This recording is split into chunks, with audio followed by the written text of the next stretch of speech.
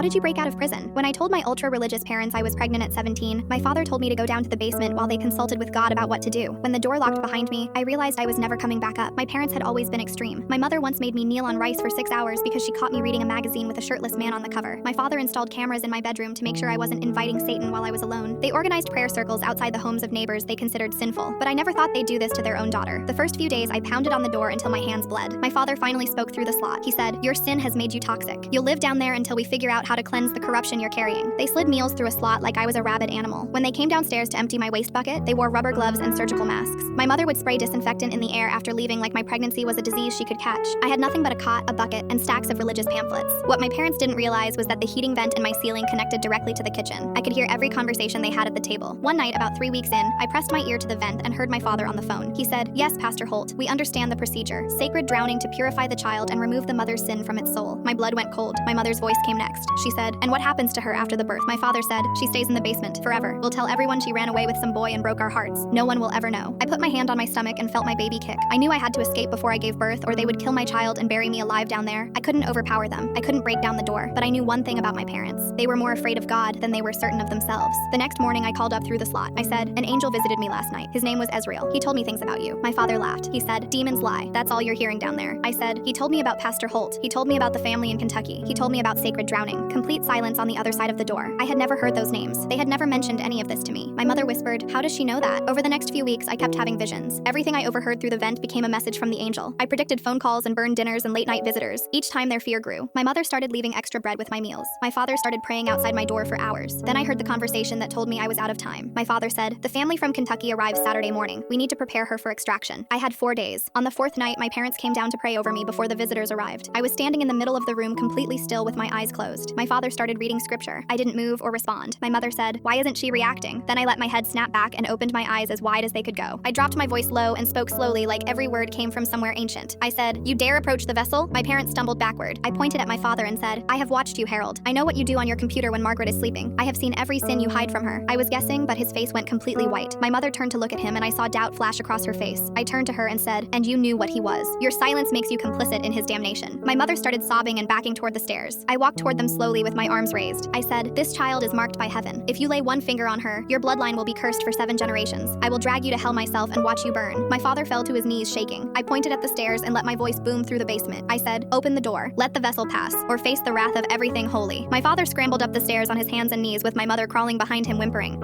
I walked up calmly while they collapsed on the kitchen floor crying and begging God for mercy. I stepped over their bodies, walked out the front door, and went straight to the police. My daughter is 4 now, and I tell her an angel saved us both. She doesn't need to know the angel was me.